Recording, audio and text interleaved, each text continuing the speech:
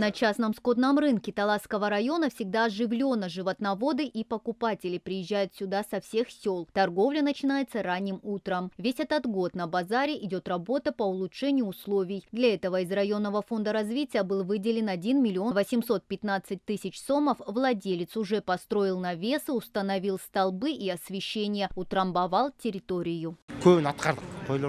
Мы выполнили большую часть работы. Для овец построили 3 навеса, 5 для лошадей, 2 для коров. Сделали пешеходные дорожки. Также мы установили видеонаблюдение. Айлокмыту тоже оказала поддержку. Мы завезли сюда 100 КАМАЗов с грунтом. Была выделена техника, чтобы это все выровнять. Планируем установить еще больше видеокамер, а в следующем году построить 2 дополнительных длинных навеса.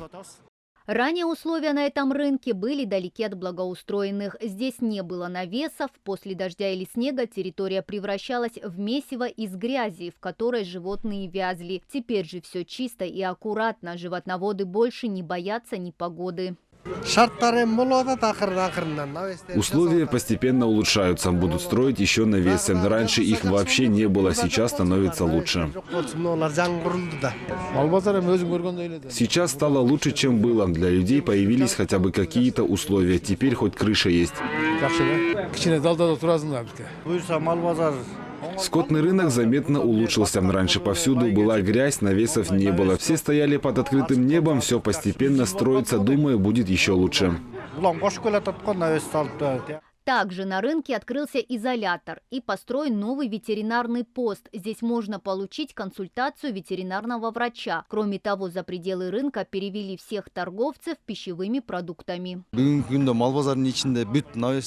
По поручению правительства и под контролем акима Таласского района на этом скотном рынке были улучшены условия. В первую очередь усилен ветеринарно-санитарный контроль. Работа в этом направлении продолжается. Мы построили новый ветеринарный пост взамен старому деревянному. Во время базарного дня ветеринары контролируют здоровье животных.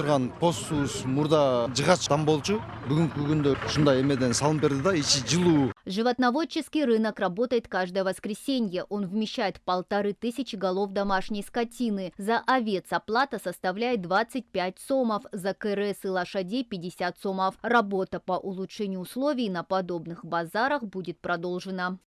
Мадина Низамова, Кайнар Урмонов, Татыбюбю Кенджиакунова, Эльтер, Таласская область.